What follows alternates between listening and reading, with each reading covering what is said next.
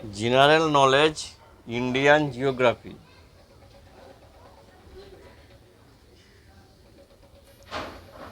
Kanchenjunga national park ইউনেস্কোর world heritage সাইটের তালিকায় কবে স্থান পায়? 18 জুলাই 2016। সুন্দরবন ইউনেস্কোর ওয়ার্ল্ড হেরিটেজ সাইটের তালিকায় কবে স্থান পায়? 1987 খ্রিস্টাব্দ। ভারতে ইউনেস্কোর প্রদত্ত বর্তমানে কতগুলো স্থান ওয়ার্ল্ড হেরিটেজের তকমা পেয়েছে? 35টি। চিপকো কথার অর্থ কী? জড়িয়ে ধরা। চিপকো আন্দোলনের স্লোগান কী ছিল? What do the forest bear? Soil, water and pure air. Appiko শব্দের অর্থ কী? গভীরভাবে জড়িয়ে ধরা।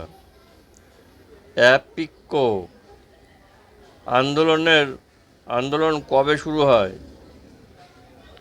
1983 খ্রিস্টাব্দে কর্ণাটকের সিওসি অঞ্চলে শালকানি বনাঞ্চলে গাছ কাটার বিরুদ্ধে এই আন্দোলন শুরু হয়। অ্যাপিকো আন্দোলনের স্লোগান কী ছিল? 5 F's: food, fodder, fuel, fibre, fertiliser.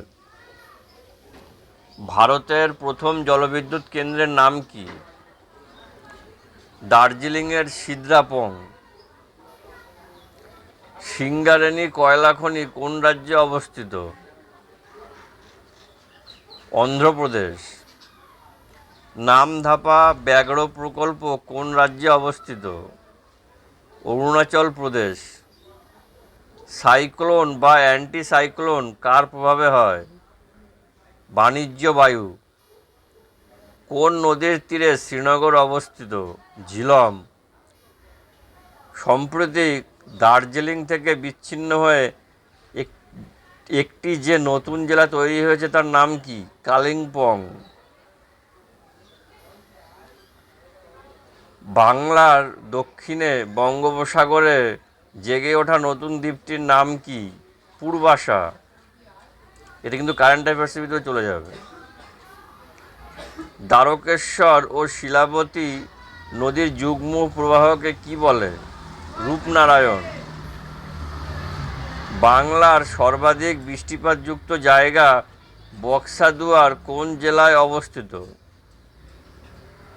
Jalpaiguri. Diara অঞ্চলটি বাংলার কোন জেলার সঙ্গে যুক্ত? মালদা। বাংলার রাঢ় অঞ্চলের সবচেয়ে বড় নদী কোনটি? দামোদর। তিলপাড়া জলসেচ খালটি কোথায় অবস্থিত? বীরভূম। বাংলার কোন জেলায় সবচেয়ে কম বৃষ্টিপাত হয়? পুরুলিয়া জেলা। বাংলার কোন জেলায় সবথেকে বেশি গরম পড়ে?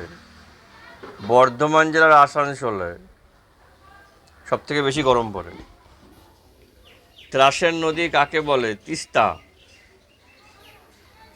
ভারত ও পাকিস্তানের মধ্যে করাচিতে সিন্ধু জলবন্টন চুক্তি কবে স্বাক্ষরিত হয়? 1960 খ্রিস্টাব্দে। ভারত কোন পথের মাধ্যমে সবচেয়ে বেশি বিশ্ব বাণিজ্য করে থাকে? সুয়েজ খাল।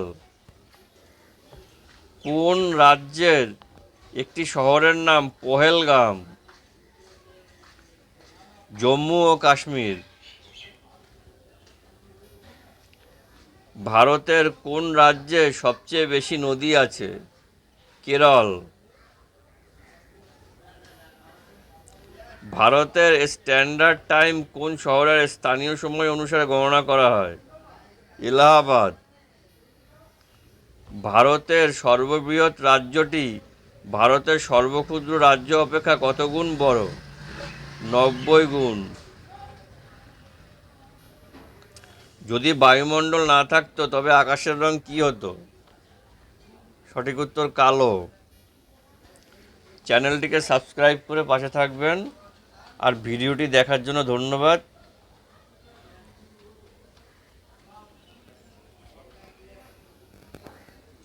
দেখা হচ্ছে পরবর্তী ভিডিওতে।